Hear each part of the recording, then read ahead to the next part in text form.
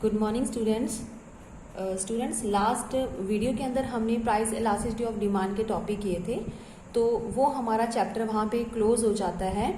उसके अलावा कुछ पोर्शन आपको बुक के अंदर नजर आएंगे, जैसे कि एक्सपेंडिचर मेथड या ज्योमेट्रिक डायग्राम के थ्रू हम इलास्टिसिटी करते हैं। तो ये दोनों मेथड आपके सिलेबस का पार्ट नहीं है, तो वो हम छोड़ देंगे।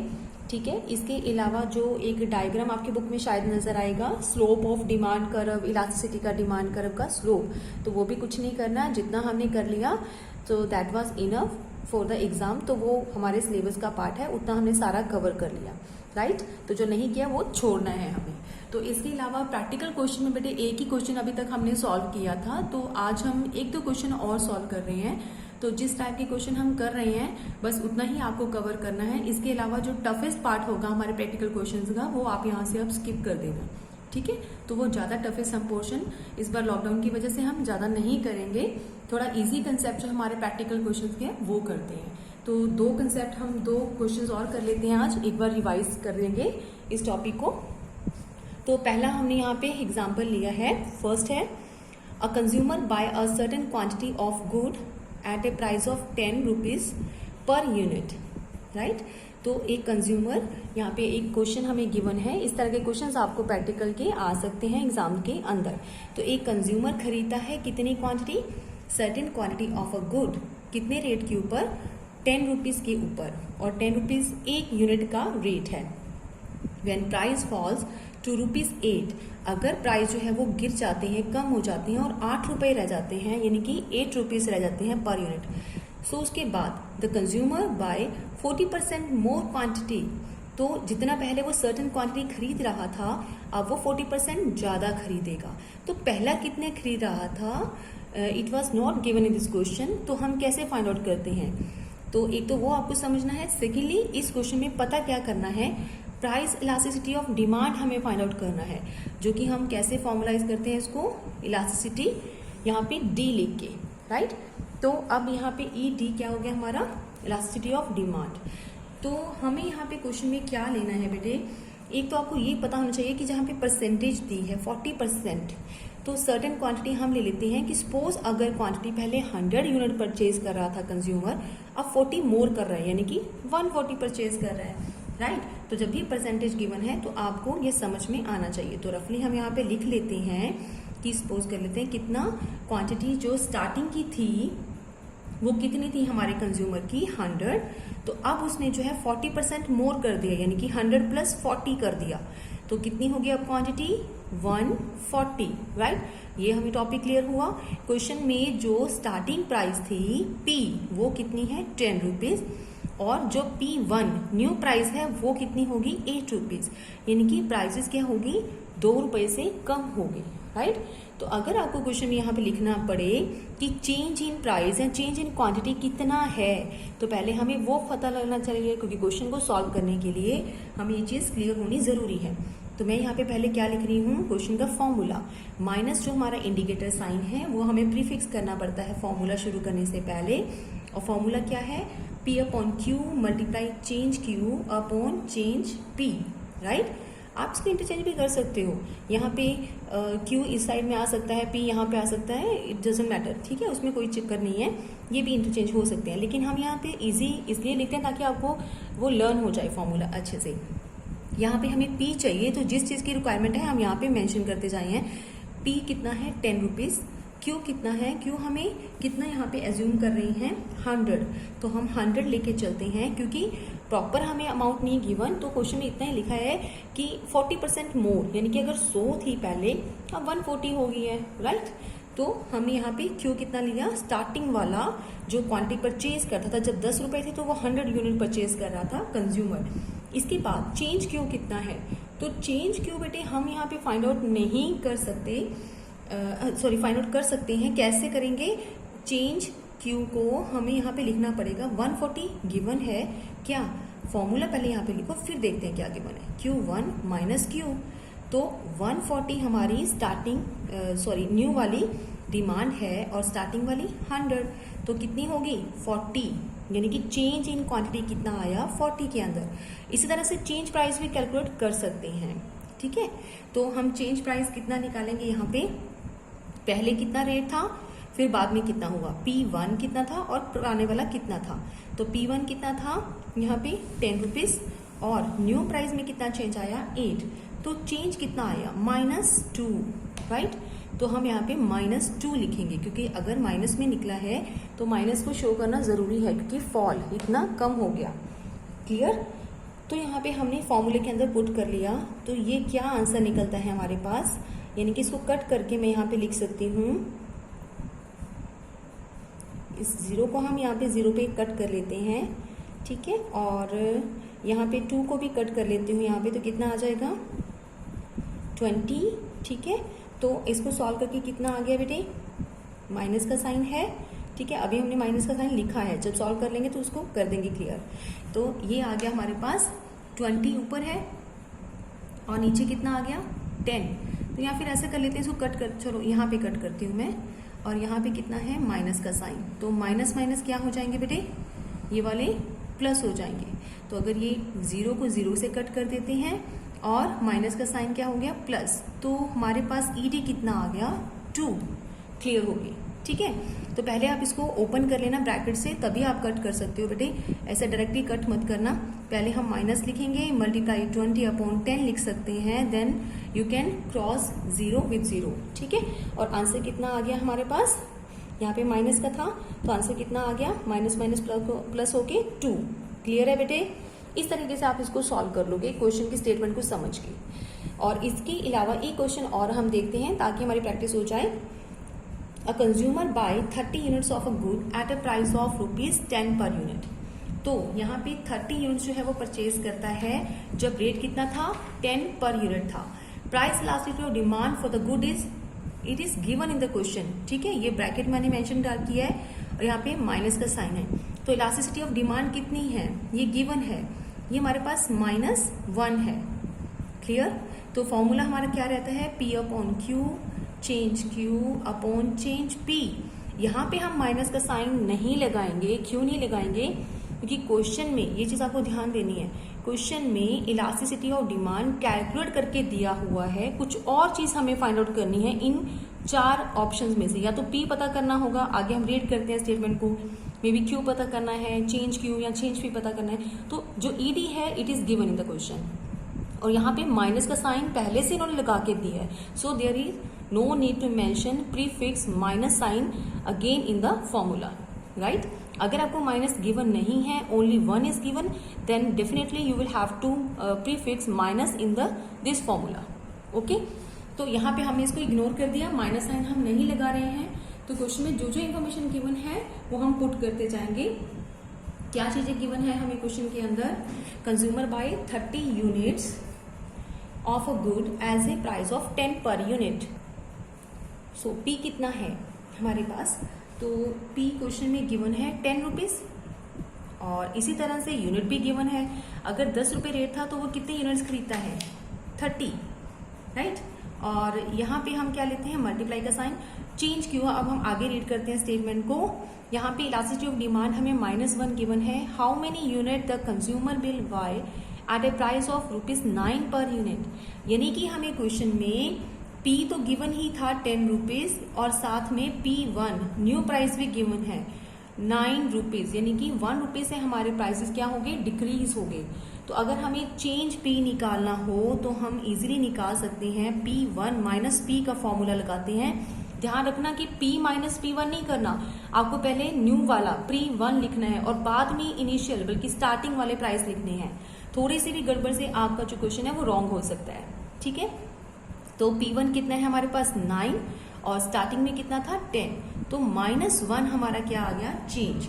तो हम यहाँ पे चेंज P की जगह पे लिख रहे हैं -1, राइट। और चेंज Q कितना है, चेंज Q में हमें एक चीज तो गिवन है, क्या, चेंज Q करने के लिए हमें यहाँ पे Q1 माइनस Q चाहिए।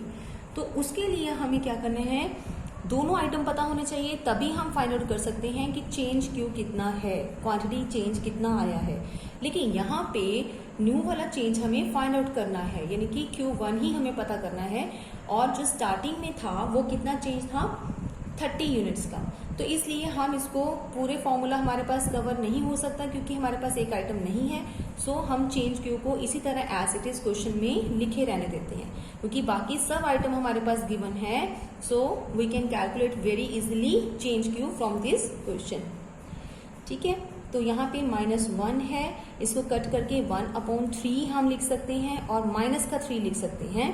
और मल्टीप्लाई में क्या है, चेंज क्यू कैंसिल किया हमने, 0 को 0 के साथ 1/3 और मल्टीप्लाई -1 के साथ किया तो -3 और चेंज क्यू, राइट। तो यहाँ से अगर हम इनको मल्टीप्लाई कर देते हैं -1 और 3 को, तो कितना आ जाएगा 3 और चेंज क्यू को 1 से मल्टीप्लाई किया तो चेंज क्यू आ गया। इट मीन्स क्या हमें फाइंड आउट करना था, चेंज क्यू को ही फाइंड आउट करना था और हमने कर दिया।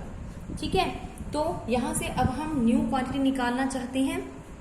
How many units the consumer will buy at the price of 9 per unit. Question में इन्होंने बोला है कि आपको क्या कैलकुलेट करना है कि जितनी न्यू यूनिट्स खरीदता है कंज्यूमर 9 रुपए के हिसाब के साथ, 9 रुपए के रेट के ऊपर, 9 रुपीज के रेट के ऊपर कितनी पर यूनिट खरीदता है, कितनी चीजें खरीदता है। तो कैसे निकालेंगे, चेंज क्यू हमारे पास आ गया, इस फॉर्मूले में पुट कर देते हैं। 3 मल्टीप्लाई Q1 कितना है वो हमें फाइंड आउट पता चल जाएगा जब हम क्या निकालेंगे, यहाँ पे फॉर्मूले में पुट कर देंगे और माइनस लगा के यहाँ पे कितना है 30 यूनिट्स। क्लियर, तो कितना आ गया इसको सॉल्व करके 33, यानी कि न्यू यूनिट्स कितने खरीदता है 33। अब एक चीज आपने नोटिस करी यहाँ पे क्वेश्चन के अंदर, प्राइस का डिमांड के साथ रिलेशन कैसा है, इन दोनों के बीच में रिलेशन कैसा है, इनवर्स रिलेशन। यहाँ पे रेट थोड़े डाउन हुए हैं, ठीक है, और साथ ही साथ कंज्यूमर ने 30 रुपए से 33 यूनिट्स खरीदना शुरू कर दिया है, यानी कि रेट्स कम हुए और डिमांड क्या होगी, इंक्रीज होगी। क्लियर बेटे, तो इतना काफी है। इसी से रिलेटेड जो कॉन्सेप्ट आपको मिलेंगे, क्वेश्चंस प्रैक्टिकल मिलेंगे आपकी बुक में, उसको आप रिवाइज करोगे, ठीक है, और कुछ मैं क्वेश्चंस आपको सेंड करूंगी एज ए होमवर्क ताकि आप उसको प्रैक्टिस कर सको। और ज्यादा कोई टफेस्ट क्वेश्चन पे लेवल पे जाने की जरूरत नहीं है, इसी तरीके के क्वेश्चंस आपको सॉल्व करने हैं जो मैं आपको प्रैक्टिस के लिए भेज दूंगी। ओके बेटे, नेक्स्ट वाला हम करेंगे, आज हम स्टार्ट करने जा रहे हैं नेक्स्ट वाला चैप्टर और जिसका नाम है प्रोडक्शन फंक्शन। सो बेटे यहाँ से हमारा एक नया यूनिट स्टार्ट होता है प्रोडक्शन फंक्शन से। तो कुछ ऐसे चैप्टर्स हैं जो इसी प्रोडक्शन के ऊपर बेस्ड हैं। तो जो पहले हमारा टॉपिक चल रहा था वो डिमांड का टॉपिक था, या कंज्यूमर से जुड़ा हुआ, उनके बिहेवियर से जुड़ा हुआ कंसेप्ट था। अब हम प्रोडक्शन से जुड़ी हुई बातें करेंगे, प्रोडक्शन कैसे होता है, प्रोडक्शन की कॉस्ट के बारे में पढ़ेंगे, ठीक है, और प्रोडक्शन से जो इनकम आती है रेवेन्यू इस चैप्टर के अंदर पढ़ेंगे, और प्रॉफिट कितना कमाते हैं प्रोड्यूसर्स, वो इस सभी यूनिट में आते हैं। ठीक है, तो पहला हमारा टॉपिक है प्रोडक्शन फंक्शन, जो चैप्टर 7 में हम कवर करेंगे। तो मतलब क्या हुआ प्रोडक्शन फंक्शन का, production function specifies the maximum possible output that can be produce with a given amount of inputs. आपको इतना तो समझ में आ रहा है इस पूरी लाइन को पढ़ने के बाद कि इनपुट का मतलब क्या होता है। जितना ज्यादा हम इनपुट लगाएंगे प्रोडक्शन करने के लिए, उतना ही मैक्सिमम पॉसिबल आउटपुट हमें जो है वो मिल जाएगा। ठीक है, यही वो यहाँ पे कहना चाहते हैं कि प्रोडक्शन फंक्शन का मतलब क्या है, यानी कि जितने फंक्शंस हम यहाँ पे लगाते हैं, जितने आउटपुट हम इनपुट्स हम यहाँ पे लगाएंगे, रॉ मटेरियल लगाते हैं, जितने ज्यादा से ज्यादा लेबर यहाँ पे यूज करेंगे, जितने मशीन यहाँ पे यूज करेंगे, जितना कैपिटल हम इन्वेस्ट करेंगे प्रोडक्शन के लिए, तो वो सारे क्या है, इनपुट्स हैं। जितने हम इनपुट्स लगाएंगे उतना ही ज्यादा क्या हो जाएगा, आउटपुट होता है। ठीक है, इसको हम थोड़ा सा और क्लियर करते हैं बुक के ऊपर। सो प्रोडक्शन फंक्शन का मतलब क्या है, it is a relationship between input use and output produce, दोनों के बीच में रिलेशन को बताता है हमारा प्रोडक्शन फंक्शन। ठीक है, जैसे कि various quantities of input use करते हैं, it gives the maximum quantity of output. जितने ज्यादा हम इनपुट यूज करेंगे उतनी मैक्सिमम क्वांटिटी हमें आउटपुट की मिल जाएगी। ठीक है, तो यहाँ पे एक एग्जाम्पल साथ में दे रखा है कि जैसे कोई हु प्रोड्यूस शूज, एक हमारा मैन्युफैक्चरर है, जो मैन्युफैक्चरर क्या करता है, शूज जो है वो प्रोड्यूस करता है, राइट। तो उसके लिए उन्होंने 2 वर्कर जो है वो लगाई हैं, वर्कर 1 और वर्कर 2, साथ में 2 मशीन्स लगाई हैं, वर्कर के साथ साथ मशीन 1 और मशीन 2, और उसके साथ उन्होंने रॉ मटेरियल मंगवाया है 10 किलोग्राम। ठीक है, किसके लिए प्रोडक्शन करनी है, उन्होंने शूज बनाने हैं। तो यहाँ पे ये सारा उसके पास क्या है, इन सबको क्या बोलते हैं हम, इनपुट्स बोलते हैं। तो वर्कर 1 जो है वो गुड ऑपरेट करता है मशीन 1 को, यानी कि वो कैपेबल है मशीन 1 को चलाने के लिए, और इसी तरह से जो 2 है, सेकंड वर्कर है, it is very good to operating machine number 2, यानी कि वो दूसरी मशीन को अच्छे से चला सकता है। इफ वर्कर 1 यूज मशीन 1, अगर फर्स्ट वाला वर्कर 1 मशीन को यूज करता है और सेकंड वाला दूसरी मशीन को यूज करता है, तो वो कितने प्रोडक्शन कर पाते हैं इतने रॉ मटेरियल को यूज करके? They can produce 10 pair of shoes, तो वो 10 पेयर शूज के बना पाते हैं।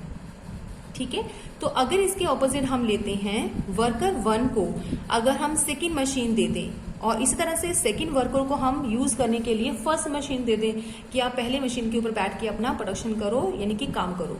सो which they are not good at operating with the same raw material, तो वो उतना ही same material raw material use करेंगे, but they are not proper use that machine. क्यों नहीं प्रॉपर यूज कर पाएंगे? क्योंकि वो अच्छी तरह से जो है ऑपरेटिंग करना नहीं जानते हैं। अगर दोनों वर्कर्स को हम इंटरचेंज कर देते हैं, दोनों मशीन्स के ऊपर अलग अलग मशीन उनको दे देते हैं, तो वो प्रॉपरली जो है प्रोडक्शन नहीं कर पाते। सो फिर क्या होगा? प्रोडक्शन जो होगा ओनली 8 पेयर ऑफ शूज जो है वो प्रोड्यूस कर पाएंगे। ठीक है, तो इसका मतलब क्या हुआ कि जितने भी इनपुट्स हम यूज करते हैं उनका एफिशिएंटली तरीके से हमें इस्तेमाल करना है, ताकि हम मैक्सिमम क्वांटिटी ऑफ आउटपुट जो है वो दे सके, ठीक है, या बना सके। तो इससे क्या होगा कि with effective use of input, effective मतलब एफिशिएंटली अगर यूज करेंगे तो 10 पेयर बनाएंगे, अगर इनएफिशिएंटली यूज करेंगे तो सिर्फ कितना बनाएंगे? 8 पेयर ऑफ शूज जो है वो बन सकता है। तो इसीलिए कह सकते हैं कि वर्कर 1, वर्कर 2, मशीन 1, मशीन 2 और जो रॉ मटेरियल है 10 किलोग्राम, ठीक है, ये सारा मटेरियल अगर हम लेते हैं तो ये सबको मिला के हम प्रोड्यूस कर सकते हैं 10 पेयर ऑफ शूज, तो which is maximum possible quantity, यानी कि आउटपुट। तो ये सभी आउटपुट्स को इतनी अच्छे से हमने यूज किया है, इस्तेमाल किया है कि हम मैक्सिमम से मैक्सिमम जितना भी प्रोडक्शन कर सकते थे वो हमने किया, इकोनॉमी को दिया हमने बना के। कितना? 10 पेयर ऑफ शूज, यानी कि प्रॉपर उसके यूटिलाइज करने से इनपुट के। तो इसीलिए हमारा फंक्शन क्या कहता है? सो जितने हम आउटपुट देते, इनपुट देते हैं, उतना ही मैक्सिमम क्या होगा? हमारा पॉसिबल आउटपुट जो है वो क्रिएट होएगा। तो इसी फंक्शन को हम कैसे नोट डाउन करते हैं? क्यू मतलब आउटपुट और एफ मतलब फंक्शन। तो यहाँ पे हमने 2 इनपुट्स लिए हैं, ठीक है। तो वैसे तो हमारे पास लैंड, लेबर, कैपिटल, एंटरप्रेन्योर, बहुत सारे हमारे पास क्या होते हैं? इनपुट्स है, जिसको हम फैक्टर्स इनपुट भी बोलते हैं, ठीक है। फैक्टर्स ऑफ प्रोडक्शन भी कह सकते हैं, फैक्टर इनपुट्स भी बोलते हैं। लेकिन अपने कंसेप्ट्स को और अच्छे से समझने के लिए हम सिर्फ 2 यहाँ पे पॉइंट ले रहे हैं, 2 का कॉम्बिनेशन लेके चलते हैं, ताकि आपको आगे वाले टेबल्स और जो डायग्राम्स है वो अच्छे से समझ आ जाए। इसलिए हम नंबर ऑफ सारे के सारे आइटम नहीं लेते हैं, लैंड, लेबर, कैपिटल, एंटरप्रेन्योर और इलेक्ट्रिसिटी, ये सारे पॉइंट्स हम नहीं लेते हैं। रॉ मटेरियल बहुत सारे कंसेप्ट हैं, हमने सिर्फ 2 लिए हैं, ठीक है। तो इन्हीं दोनों के फंक्शंस को हम लेके चलते हैं। तो कौन से 2 फंक्शन हम ले रहे हैं यहाँ पे? एक तो हमने लिया है लेबर और दूसरा लिया है के मतलब कैपिटल, ठीक है। के को हम कैपिटल को इस तरीके से यूज करते हैं के बोल के, और यहाँ पे एल क्या है? लेबर। तो इन दोनों के फंक्शन से, दोनों को इनपुट को यूज करके हमारे पास क्या आता है? आउटपुट निकलता है। तो जितने ज्यादा हम यहाँ पे यूनिट लगाएंगे, लेबर के सपोज कर लो 5 यूनिट हमने लगाए हैं, ठीक है। तो अगर जितने हम लेबर लगाते हैं और साथ में हमने 4 यूनिट जो है वो कैपिटल के लगाए हैं, और इन दोनों को प्रोडक्शन करके हमारे पास 40 यूनिट्स जो है वो प्रोड्यूस हो जाते हैं। अगर हम इसको थोड़ा और बढ़ाना चाहते हैं अपने यूनिट्स को, तो हम और लगाएंगे यहाँ पे, ठीक है। तो यहाँ पे अगर हम 6 लेबर के लगा लेते हैं, और जो हमारा कैपिटल है, अगर तो शॉर्ट टाइम पीरियड है तो हम जल्दी से कैपिटल नहीं बढ़ा सकते हैं। अगर हमारे पास लॉन्ग टाइम पीरियड है तो हम इसको भी इंक्रीज कर सकते हैं। तो यहाँ पे हमने एक फैक्टर बढ़ा दिया, एक कांस्टेंट रख के दिखा दिया, क्योंकि कैपिटल जल्दी जल्दी हम क्रिएट नहीं ना कर सकते। शॉर्ट टाइम पीरियड है तो इतनी जल्दी प्रोड्यूसर कहाँ से पैसा लाएगा? तो लेबर वो अफोर्ड कर सकता है उनकी वेजेस देना। तो थोड़े 1 वर्कर उसने और बढ़ाया, तो उससे वो क्या हो सकता है? 2 यूनिट और प्रोड्यूस कर सकता है ज्यादा, या 3 यूनिट और उसने प्रोड्यूस करना शुरू कर सकते। तो अगर प्रोडक्शन बढ़ानी है तो इनमें से कहीं पे चेंज करना होगा। हाँ, अगर उसके पास लॉन्ग टाइम पीरियड है तो बहुत टाइम पीरियड है, वो अगर जितना चाहे इसमें चेंजेस कर सकता है, ठीक है। तो फिर वो कैपिटल भी और लेके आ सकता है, राइट। तो इस तरह से क्या है, ये शॉर्ट टर्म और लॉन्ग रन क्या होता है ये अभी हम और डिटेल में पढ़ेंगे। बस इतना यहाँ पे हमने समझना है कि जैसे जैसे हम अपने इनपुट्स को बढ़ाएंगे, हमारी आउटपुट क्या हो जाएगी? इंक्रीज होती जाती है, राइट। अब चलते हैं नेक्स्ट कंसेप्ट, और वो है फिक्स्ड इनपुट और वेरिएबल इनपुट। और यहाँ पे कुछ ऐसे छोटे छोटे कंसेप्ट हैं जो हमें समझना बहुत जरूरी है इस चैप्टर के अंदर। फिक्स इनपुट का मतलब क्या होता है? फिक्स मतलब those input whose quantity cannot be changed in a short period of time, ठीक है, with a change in the output are known as the fix input. कुछ ऐसी चीजें जो कि हम चेंज नहीं कर सकते हैं, those input whose quantity cannot be change. तो कुछ ऐसी चीजें होती हैं, इनपुट्स होते हैं जो हम जल्दी जल्दी चेंज नहीं कर सकते शॉर्ट टाइम पीरियड के अंदर। जैसे कि अभी मैंने बोला कैपिटल, तो प्रोड्यूसर के पास इतना टाइम नहीं होता कि वो जल्दी से लोन अपना क्लियर करवाए या अपने बैंक में से पैसा निकाले, क्योंकि उसके पास टारगेट होता है कि मुझे इतना बजट सोच के चलते हैं ना, इतनी इन्वेस्टमेंट करनी है, तो उसे ज्यादा वो नहीं अफोर्ड कर सकता। तो जैसे कैपिटल होगी, लैंड होगी, अब वो लैंड जो है एकदम से अगर उसको प्रोडक्शन करनी है तो ये थोड़ी कि न्यू लैंड जो है परचेज करेगा, उसके बाद इतना टाइम नहीं है, इतना पैसा नहीं है। तो वो सारे क्या होंगे फैक्टर्स जो कि चेंज नहीं कर सकता। मशीन्स अगर उसको और लगानी पड़ी तो वो शॉर्ट टाइम पीरियड के अंदर मशीन्स भी नहीं अफोर्ड कर सकता इतनी जल्दी से, तो शॉर्ट टाइम पीरियड के अंदर वो चेंज नहीं करता with a change in the output. चाहे आउटपुट चेंज हो रही हो, ठीक है, वो कैसे कर देगा? सिर्फ लेबर को बढ़ा के कर सकता है, अदरवाइज उसके पास जो फिक्स चीजें हैं वो चेंज नहीं होती, उसको बोलते हैं जो चेंज नहीं कर सकता, that is called fixed output, fixed input, sorry fixed input कहते हैं या फिक्स्ड फैक्टर भी कह सकते हैं। तो वेरिएबल इनपुट क्या होते हैं? दोज इनपुट एक ऐसे input that the firm can change when it want to change the output. अगर फर्म को आउटपुट बढ़ाना है तो वो वेरिएबल जो इनपुट्स हैं उसमें चेंजेस कर सकता है। अब ये वेरिएबल इनपुट्स क्या हो सकते हैं?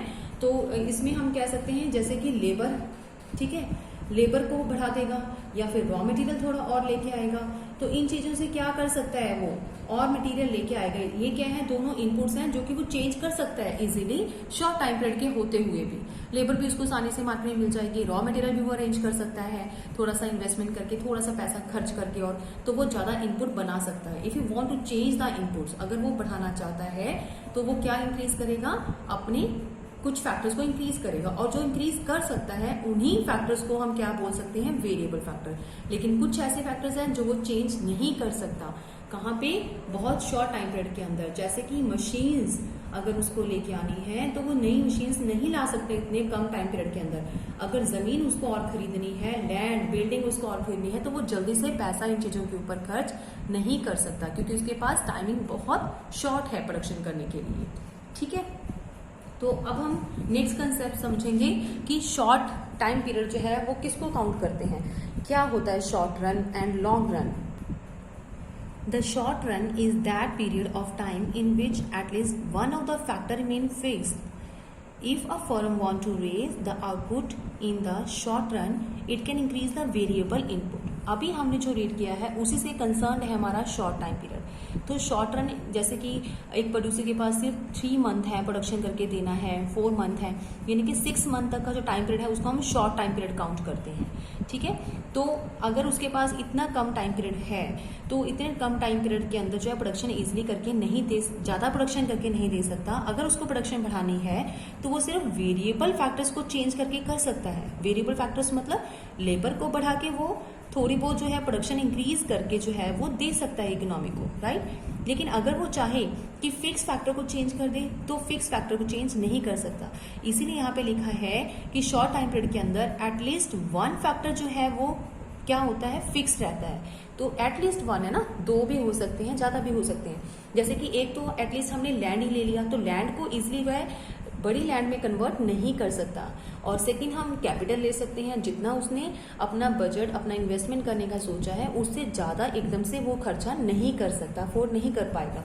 तो एक फैक्टर ले लो या एक से ज्यादा, तो हम यहाँ पे लिखते हैं एटलीस्ट एक फैक्टर तो पक्का ही है ना कि फिक्स्ड होता है शॉर्ट टर्म के अंदर। और if the firm want to raise output तो क्या करना पड़ेगा? उसको सिर्फ वेरिएबल इनपुट को ही यूज करना पड़ेगा, यानी कि वो लेबर जो पहले 10% काम पे लगाए हुए थे अब वो 15 लेके आ सकता है, 12, 15, 17% वर्कर को काम पे लगा के आउटपुट को बढ़ा सकता है। तो ये था शॉर्ट रन। लॉन्ग रन के अंदर क्या चेंजेस आती हैं? लॉन्ग टाइम पीरियड क्या होता है? जैसे 1 साल हो जाए, है ना, तो 6 मंथ से ऊपर आप ले सकते हो, 8 मंथ हो गए, या फिर 1 ईयर, फिर 5 ईयर, 10 ईयर्स, ये सब क्या है? लॉन्ग टाइम पीरियड है। 1 ईयर से ऊपर आप लॉन्ग टाइम पीरियड काउंट कर सकते हो, 1 ईयर से नीचे आप शॉर्ट ही काउंट करिए, ठीक है, ये चीज ठीक है। तो लॉन्ग रन क्या है? Long run refers to that period of time needed to make all input variables. तो लॉन्ग रन क्या होता है कि इस पीरियड के अंदर, इस टाइम पीरियड के अंदर needed to make all input variable, सभी फैक्टर्स को हमें वेरिएबल ही काउंट करना पड़ता है। ठीक है, if the demand is more, अगर हमारी इकोनॉमी में डिमांड बढ़ गई है, ज्यादा प्रोडक्शन करके देना है प्रोड्यूसर्स को, तो a producer can construct new building. तो वो क्या कर सकता है, जल्दी जल्दी खर्चा करेगा और इन्वेस्टमेंट करेगा ताकि वो जो है मीट कर सके डिमांड को। ठीक है, उनकी जरूरतों को पूरा कर सके, जो मार्केट में डिमांड इंक्रीज हुई है। तो कैसे इंक्रीज हो सकता है, नई बिल्डिंग बनाएगा, नई फैक्ट्री लगा सकता है, न्यू मशीन्स लगा सकता है, न्यू टेक्नोलॉजी लेके आ सकता है, लेबर बढ़ा सकता है। उसके पास ऑप्शंस है कि जितने भी फिक्स फैक्टर है ना, उनको भी वो चेंज कर सकता है, यानी कि उनको कोई वेरिएबल में बदल सकता है। सो long run to that period of time needed to make all the inputs variable form, यानी कि सभी इनपुट्स को he can change very easily in the variable form, आसानी से वेरिएबल फॉर्म में कन्वर्ट कर सकता है, because he have a long time period to produce, right? Short run और लॉन्ग रन के बाद हम देख रहे हैं difference between short run production function and long run production function. तो यहाँ पे शॉर्ट रन को हम देखेंगे और साथ में किसको देखेंगे बेटे, लॉन्ग रन को। दोनों में क्या फर्क है। जो शॉर्ट रन का प्रोडक्शन फंक्शन है उसका एक पॉइंट तो हम ये लेते हैं कि इसमें वेरिएबल प्रोपोर्शंस होता है। जब हमारी प्रोडक्शन हो रही होती है तो कैसे रेशो हमारी चेंज होती है, फैक्टर में कैसे चेंज आता है, वेरिएबल प्रोपोर्शन से। ठीक है, अब वेरिएबल प्रोपोर्शन का मतलब क्या है, यहाँ पे पहले वो समझाती हूँ। यहाँ पे है कांस्टेंट प्रोपोर्शंस। तो दोनों में एक फर्क क्या है, शॉर्ट टाइम पीरियड के अंदर हमने अभी डिस्कस किया था, अभी आपको मैंने समझाया है कि शॉर्ट टाइम पीरियड एक ऐसा टाइम पीरियड है जहां पे कुछ फिक्स फैक्टर रहते हैं जो कि हम चेंज नहीं कर सकते, और कुछ वेरिएबल्स रहते हैं, they can change easily, it can change easily. ठीक है, तो दोनों का मिला के ही हमारे सारे कॉम्बिनेशंस बनते हैं। लेकिन अपने कंसेप्ट को इजी करने के लिए हम दो कॉम्बिनेशन ले लेते हैं, जिसमें एक को फिक्स रख लेते हैं, एक को वेरिएबल मतलब चेंज ले लेते हैं। तो ये कैपिटल क्या है, हम लेते हैं फिक्स फैक्टर, और यहाँ पे ये क्या है, लेबर। लेबर क्या होता है, जो चेंज कर लेगा अगर प्रोड्यूसर्स को आउटपुट बढ़ानी है तो। ठीक है, तो यहाँ पे हम क्या एग्जांपल ले रहे हैं कि अगर यहाँ पे शॉर्ट टाइम पीरियड के अंदर क्या होता है, इस variable proportion type production function होता है, variable proportion type production function. तो कैसे होता है ये प्रोडक्शन फंक्शन, कि अगर हमारे पास दो इनपुट्स हैं, लेबर, अगर हम लेते हैं 5 लेबर ले ली, यूनिट्स ले लिए इसके, और 4 क्या ले लिए हमने, कैपिटल के यूनिट्स ले लिए। ठीक है, तो यहाँ पे आउटपुट कितना हो गया, 40। और इसके बाद हमने फिर से कुछ चेंज किया, हमने क्या किया कि जो यहाँ पे क्या है, जो लेबर है वो हमने 6 ले लिए या 7 ले लिए, लेकिन जो कैपिटल का यूनिट है वो हम इंक्रीज नहीं कर सकते। क्यों, क्योंकि ये फिक्स रहेगा। फिक्स क्यों रहेगा, क्योंकि हम शॉर्ट रन पीरियड की बात कर रहे हैं। तो शॉर्ट रन में तो पॉसिबल ही नहीं है ना कि फिक्स फैक्टर को आप और बढ़ा दो, अपनी मर्जी से नहीं कर सकते ना तो कैपिटल, ना अगर लैंड लेते हो तो लैंड को भी चेंज नहीं कर सकते, राइट। तो ये दो फैक्टर ऐसे हैं जो कि बिल्कुल कांस्टेंट ही रहते हैं शॉर्ट टाइम पीरियड की अकॉर्डिंगली। तो हमने यहाँ पे चेंज किया, इस वजह से ही क्या चेंज आया, हमारी प्रोडक्शन में चेंज आ गया, 45 यूनिट ऑफ प्रोडक्शन होने लगी। क्लियर। तो इट मीन्स हमने क्या देखा कि दोनों की अगर हम रेशो निकालें, यहाँ पे रेशो बन गई 5:4 की रेशो, यहाँ पे रेशो बन गई 3:2 की रेशो। जब हम इसको कट करेंगे तो वो 3:2 की रेशो बन गई। सो दिस इज कॉल्ड, यहाँ पे क्या है, रेशो सेम है नहीं, वेरिएबल प्रोपोर्शंस। इसी तरह से अगर हम और आगे जाएंगे तो फिर कुछ नई रेशो बन जाएगी। तो हर बार यहाँ पे शॉर्ट टाइम पीरियड के अंदर जब हम रेशो चेक करेंगे, इट इज वेरिएबल। वेरिएबल का मतलब होता है चेंजेबल, ठीक है, चेंजेबल प्रोपोर्शंस। प्रोपोर्शन मतलब रेशो, अभी तक आप पढ़ते आ रहे हो 10 तक कि प्रोपोर्शन मतलब रेशो। तो चेंजेबल रेशो आपको नजर आएगी, जितनी बार भी आप आगे आगे जाओगे तो चेंज आएगी। क्यों चेंज आएगी, वो इसी वजह से क्योंकि इस फैक्टर को तो आप चेंज नहीं कर सकते ना। तो जब भी आपका आएगा हर बार चेंज होके आएगा। जैसे एक और ले लेती हूँ मैं, 10 लेबर ले ली है बट कैपिटल अभी भी वहीं की वहीं रही है, तो अब चेंज कितना आ गया रेशो में, अब मेरी रेशो बन जाएगी 5:2, राइट। तो हर बार मेरी इक्वल टू नहीं है, चेंज आता है, तो उसको बोलते हैं वेरिएबल प्रोपोर्शंस आता है शॉर्ट टाइम पीरियड के अंदर। लेकिन अगर लॉन्ग रन प्रोडक्शन फंक्शन की बात करते हैं तो उसमें कांस्टेंट प्रोपोर्शन रहता है, क्योंकि इसमें प्रोड्यूसर जो है वो इंक्रीज कर सकता है किसको, अपनी प्रोडक्शन, अपने इनपुट्स को, सारे के सारे इनपुट्स को वो वेरिएबल की फॉर्म में लेके आ सकता है। तो जब वो वेरिएबल की फॉर्म में लेके आने का सोचता है तो उस टाइम उसके माइंड में आता है कि सभी को इक्वल इक्वल वो चांस देगा, किसी को कम या ज्यादा नहीं देगा, या ये नहीं करेगा कि लेबर को बढ़ा दिया और उसने कैपिटल को बढ़ाया ही नहीं, ऐसा नहीं होगा। तो वो दोनों को इक्वल चांस देगा। तो इसी तरह से जब बढ़ाएगा तो सेम प्रोपोर्शन में बढ़ाएगा प्रोड्यूसर, ठीक है। जैसे 5 यहाँ पे यूनिट बना दिए तो इसमें भी 4 के बाद 4 और डाल दिए, यानी कि 8 यूनिट यहाँ पे उसने बढ़ा दिए, ठीक है। तो अगर हम इनके रेशियो चेक करें तो ये कितना आ जाएगा, इसके अंदर रेशियो निकल जाएगी 5-4 की रेशियो है। उसके बाद दोबारा चेक करेंगे तो फिर भी 5-4 की रेशियो आती है। इसके बाद यहाँ पे 45 में लिखती हूँ आउटपुट आया। एक और अगर हम इसको इंक्रीज कर लेते हैं तो मैं यहाँ पे 15 अगर लेबर लेती हूँ तो यहाँ पे 12 ले लेती हूँ, ठीक है। थोड़ा सेम प्रोपोर्शन से हम बढ़ा रहे हैं। तो इसमें फिर कितना आ गया हमारे पास, अगेन 5-4 की रेशियो आ गई। तो आपने नोटिस किया यहाँ पे कांस्टेंट प्रोपोर्शन से हमारी प्रोडक्शन बढ़ती है। क्यों? क्योंकि प्रोड्यूसर जो होता है वो सभी को इक्वल चांस देता है इनपुट का। ये नहीं है कि कैपिटल उतनी रख दी, लेबर बढ़ा दी, या लेबर उतना लग दिया सिर्फ पैसा लगा रहा है, नहीं। तो सेम प्रोपोर्शन जो के साथ वो अपनी सभी इनपुट्स को इंक्रीजमेंट देता है और सबका जो आता है कांस्टेंट प्रोपोर्शन आता है। क्लियर बेटे? इसके बाद क्या आता है, सेकेंड आता है हमारा पॉइंट, इनका डिफरेंस क्या है। Second, scale of output is constant. तो यहाँ पे जो स्केल है वो आउटपुट का वो कांस्टेंट रहता है।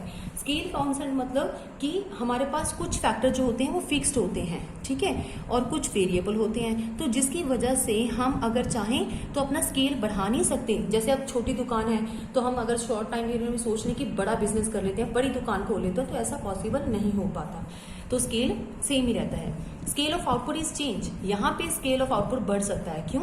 सभी फैक्टर्स उसके पास पॉसिबल हैं, उनको बढ़ा सकता है अपनी मर्जी से। तो वो क्यों ना अपना स्केल बदले, छोटी दुकान से बड़ी दुकान, बड़े बिजनेस में जा सकता है। तो स्केल उसका बदल सकता है, स्मॉल स्केल से लार्ज स्केल तक जा सकता है। थर्ड डिफरेंस है, it studied with reference to return to factor. तो यहाँ पे जो कंसेप्ट आता है वो रिटर्न टू फैक्टर कहलाता है। कैसे?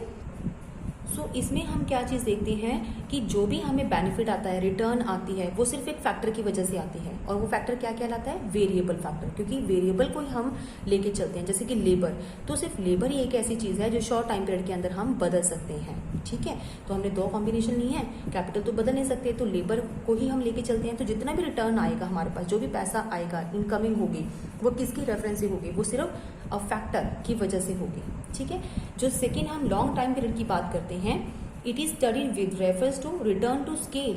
तो यहाँ पे स्केल बदलने से हमारे पास इनकम आएगी, क्योंकि सभी फैक्टर तो वेरिएबल हैं, किसी एक को तो हम फोकस नहीं कर सकते।